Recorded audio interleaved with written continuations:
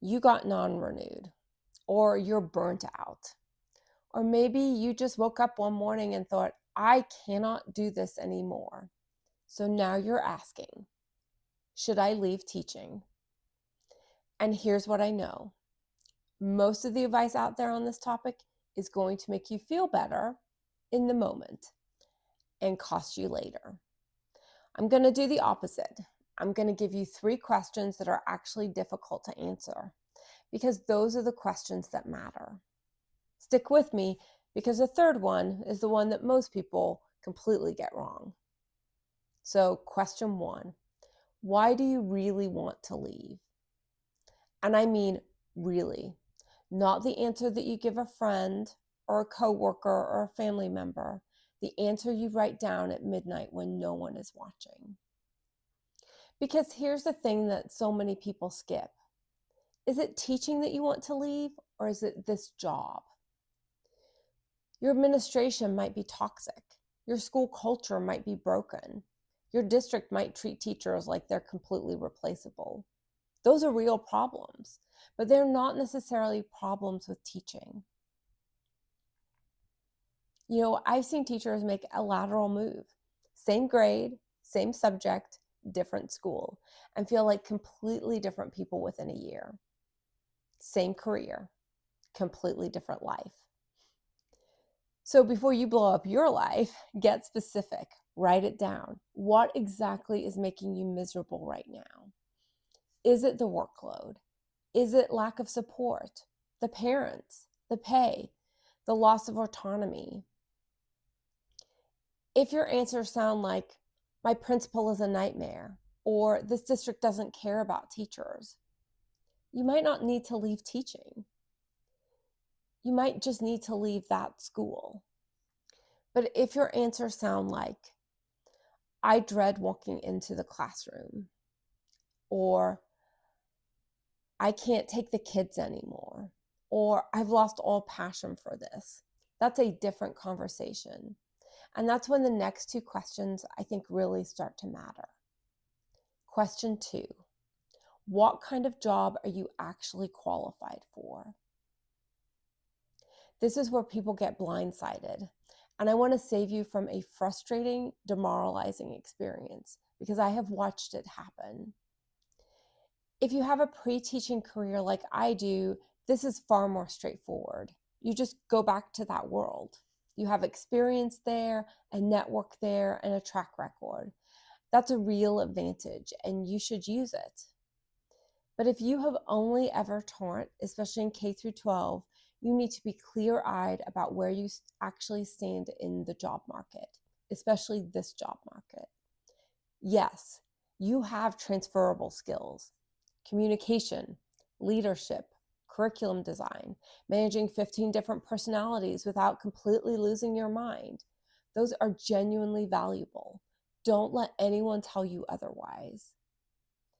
But, and this is important, when you're sitting across from an interviewer who has decades of experience and you're competing against someone who has 3, 5, 10 years of direct experience in that specific role, I managed a classroom doesn't always close the gap. Hiring managers outside of education don't know how to translate your experience. That's not their job. It's going to be yours. So do the work before you need to. Take a career assessment. Read job postings in fields that interest you. Not to apply yet, just to understand what they're actually looking for. What skills keep showing up? Where do you already match? Where are the gaps? And be honest about your geography. If you can't or won't relocate, your options are shaped by what's actually available near you. That's not a reason not to try. It's just information you need before you start. Question 3, what are you actually willing to sacrifice? Okay, this is the one. This is the question people get wrong almost every time.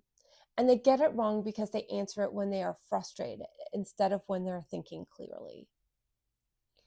When you're burned out, everything sounds worth it. I do anything to get out. But anything is easy to say in October after a brutal week. It's a lot harder to mean it in month 7 of a job search when your savings account is getting thin. Here's what no one talks about: the emotional weight of starting over. You've built something as a teacher, even if you're miserable right now. You have credibility, you have autonomy, you have a classroom that is, in a real sense, yours.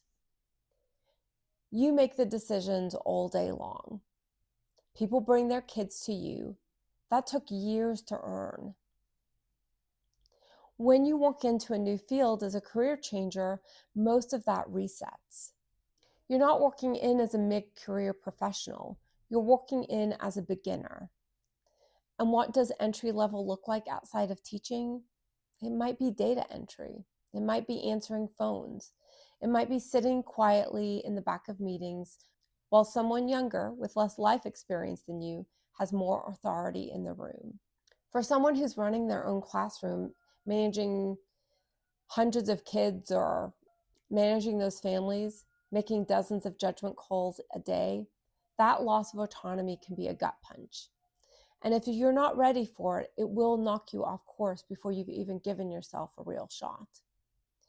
So let me show you how this actually plays out with 2 of my colleagues who had 2 very different paths. The first, the multi-year plan. A colleague of mine decided she wanted to go into nursing. She didn't quit and hope for the best. She got her CNA certification over the summer and then worked part-time during the school year. And she saved every dollar of that income. 3 years later, she left for nursing school with no debt, a clear plan, and zero panic. It was slow. It was hard for her to be patient, but it worked. The second, just start applying. Some people keep teaching while they send out resumes. Others quit first and figure it out later. And sometimes, genuinely, something lands fast. But for most people, it's slower and harder than they expected. The interviews don't necessarily come. The offers are lower than they needed. And suddenly the goal shifts from finding the right job to finding any job. And that's a tough place to make a good decision. And here's the thing, even if you land somewhere, that first role is probably going to be humbling.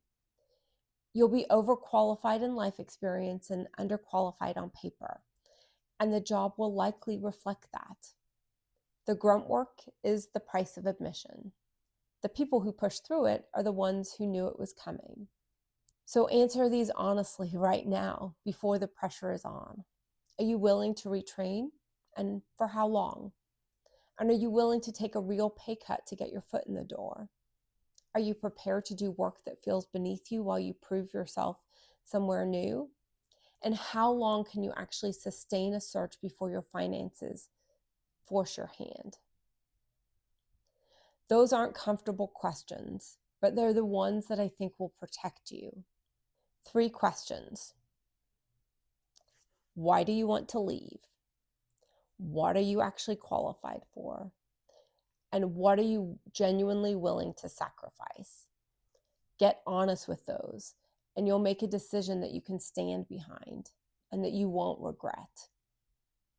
In the next video, I'll walk you through exactly how to leave without starting from scratch, because most people do that part wrong too. If this helped, hit like or subscribe. It really helps. And I'll see you in the next one.